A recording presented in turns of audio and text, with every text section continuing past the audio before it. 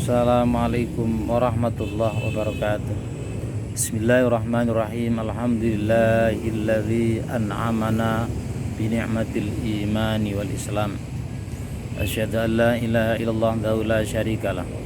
Wa asyhadu anna sayyidana wa nabiyyana Muhammadan abduhu wa rasuluh. Allahumma shalli ala sayyidina Muhammad wa ala alihi wa sahbihi ajma'in. Qala rabbi shrah li sadri wa yassir li amri wahlul 'uqdatam min lisani yafqahu qawli. Ala ya sadaqallahu alazim. Kaum muslimin dan muslimat dimanapun anda berada, semoga tetap dalam lindungan Allah subhanahu wa ta'ala. Puji syukur kita panjatkan kehadirat Allah subhanahu wa ta'ala, karena Allah subhanahu wa ta'ala telah memberikan kenikmatan kepada kita sekalian, baik itu secara zahir, kasat mata, maupun cara batin, sehingga kita sekalian sampai detik sore ini masih senantiasa diberi kekuatan, kenikmatan untuk menjalankan ibadah puasa. Moga-moga apa yang kita lakukan ini selalu dibimbing dan mendapatkan ma'unah serta ridho dari Allah subhanahu wa ta'ala, sehingga amalia kita benar-benar diterima di sisi Allah subhanahu wa ta'ala sebagai amal salih. Salawat masalam semoga oleh Allah subhanahu wa ta'ala tetap dicurahkan kepada beliau baginda Rasulullah Muhammad sallallahu alaihi wasallam, Nabi akhir zaman, Nabi yang mampu merubah tatanan dunia dari zaman yang kebodohan menuju zaman Islam, menuju zaman yang diridhoi oleh Allah subhanahu wa ta'ala. Kaum muslimin wal muslimat dimanapun anda berada, semoga tetap dalam lindungan Allah subhanahu wa ta'ala. Rasulullah Muhammad SAW pernah bersabda, arba'un man u'tiyahunna faqad u'tiya khairat dunyal akhirah. Ada 4 kelompok, yang mana 4 kelompok atau 4 komponen ini apabila dilakukan oleh manusia, apabila diamalkan oleh manusia, maka manusia itu akan memperoleh kebaikan baik di dunia maupun di akhirat. Yang pertama adalah lisanun dzakir.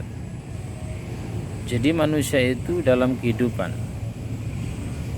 menjalani kehidupan sehari-hari, itu pastilah manusia itu ada problematika, baik itu problematika kehidupan secara ekonomi, sosial, maupun yang lainnya.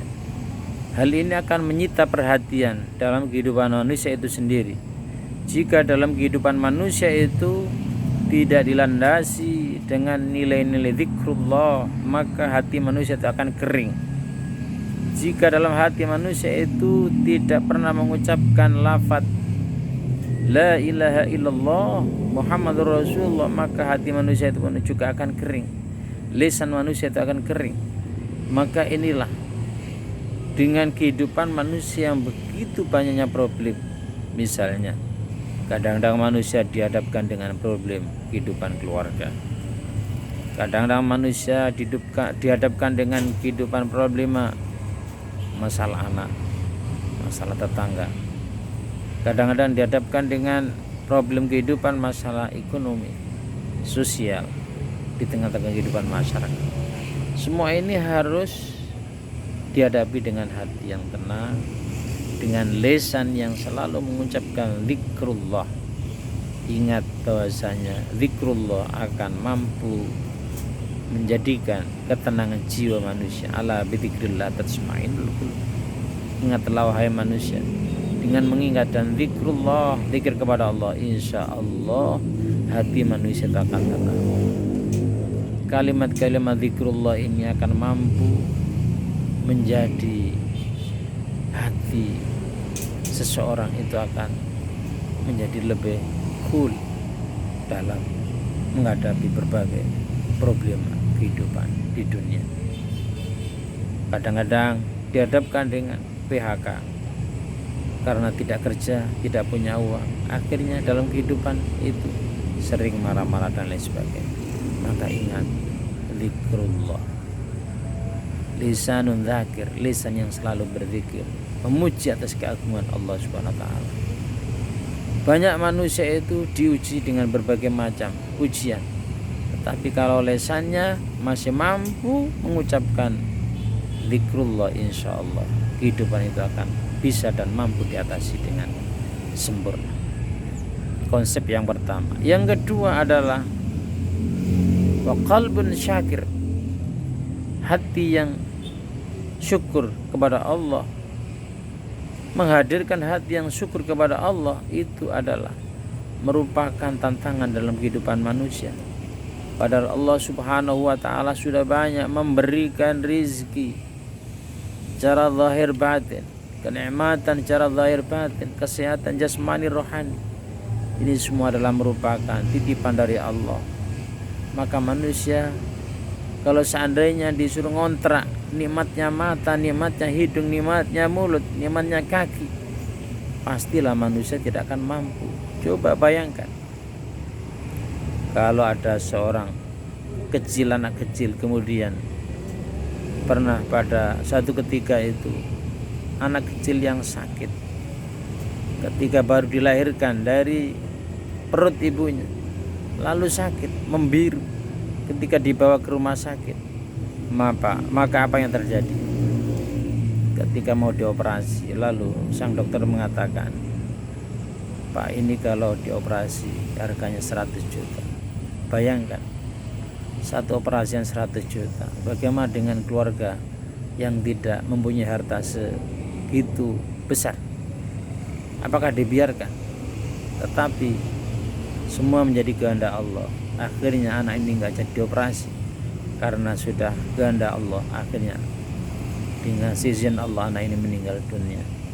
Ini membuktikan betapa tingginya nilai suatu kesehatan, betapa mahalnya nilainya suatu kesehatan. Ini yang perlu kita syukuri. Maka Allah pun mengatakan dalam salah satu ayat, wa in ta'uddu ni'matallahi la tuhsuha. Jika kamu menghitung-hitung nikmat yang diberikan oleh Allah kepada kamu sekalian, pastilah tidak akan mampu menghitungnya. Ini artinya maka kita wajib bersyukur atas nikmat Allah. Maka benarlah yang dikatakan Allah dalam surat Ibrahim, la in syakartum la azidannakum wa la in kafartum inna adzabi lasyadid. Jika kamu sekalian wahai manusia mau bersyukur atas nikmat yang aku berikan kepadamu, pasti aku akan tambah. Tapi jika kamu mengkufuri nikmat yang aku berikan, sungguhnya siksaku adalah amat pedih. Ini membuktikan bahwasanya betapa tingginya, betapa nilai harga tingginya kenikmatan yang diberikan oleh Allah, kenikmatan kesehatan baik jasmani rohani. Karena itu kesehatan jasmani rohani merupakan titipan. Kita masih diberi oleh Allah kesehatan ini, ayo kita gunakan, kita manfaatkan untuk lebih mendekatkan diri kita kepada Allah Subhanahu wa taala. Hati kita harus selalu syukur atas nikmat yang diberikan oleh Allah Subhanahu wa taala. Kemudian yang ketiga adalah wabadanun alal bala'i sabir. Komponen yang ketiga ini, bisakah manusia ketika badannya itu diuji oleh Allah Subhanahu wa taala menjadi manusia yang sabar? Nah, ini tantangan. Kalau manusia jiwanya, badannya itu diuji oleh Allah Subhanahu wa taala, kemudian mereka mampu menghadapi dengan sabar, inilah pahala manusia itu akan diberi kebaikan dunia akhirat luar biasa. Sebab manusia itu pasti akan diuji. Alladzi khalaqal mauta wal hayata liyabluwakum ayyukum ahsanu amala. Kehidupan maupun mati itu semuanya adalah merupakan ujian dari Allah Subhanahu wa taala. Ayyukum ahsanu amala, di manakah di antara kamu itu yang paling bagus ketika diuji. Kaum muslimin wal muslimat dimanapun Anda berada, semoga tetap dilindungi oleh Allah Subhanahu wa taala. Kemudian bahwasanya yang keempat adalah wa zawjatun la tabghihi khaunan fi nafsiha wala fi malihi. Artinya apa? Syukurlah kita masih diberi oleh Allah SWT dengan istri yang solehah, istri yang patut dijadikan contoh dalam kehidupan, istri yang mengikuti ajaran-ajaran Allah, bukan istri yang laknat, bukan istri yang mencitrai atas kepercayaan suaminya. Artinya istri yang menjual harga dirinya, istri yang menjual jiwa raga, ini yang tidak dikehendaki oleh syariat. Nah, inilah kita patut mensyukuri istri yang model semacam ini, yang baik ini akan diberikan kebaikan hatta akhir. Amin ya rabbal alamin. Moga-moga kehidupan kita ini selalu diingatkan dan selalu mampu menjalani jadi 4 komponen yang menjadi pokok dari apa yang disampaikan oleh junjungan kita Nabi Muhammad SAW. Yang pertama adalah lisanun dzakir, lisan yang selalu dibasahi dengan zikrullah, dengan mengucapkan kalimat-kalimat tauhid, dengan digunakan membaca Al-Quran, dengan mengucapkan kata-kata yang baik, bukan kata-kata yang kotor. Wa qalbun syakir, dan hatinya dipenuhi dengan hati yang penuh dengan syukur kepada Allah. Berapapun nikmat yang kita terima, kita ucapkan alhamdulillah, alhamdulillah, alhamdulillah. Kemudian yang ketiga adalah wabadanul bala'i sabir.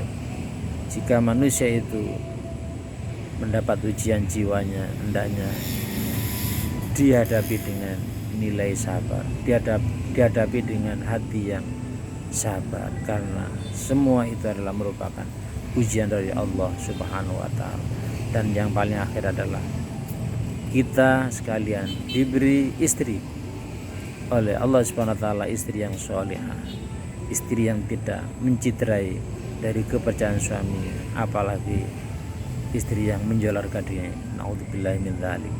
Demikianlah 4 komponen yang disampaikan oleh Rasulullah SAW.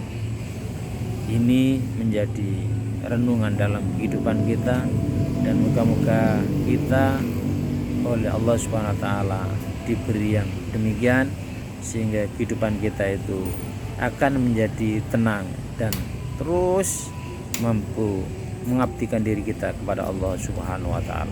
Wallahul muwaffiq ila aqwamit thoriq. Assalamualaikum warahmatullahi wabarakatuh.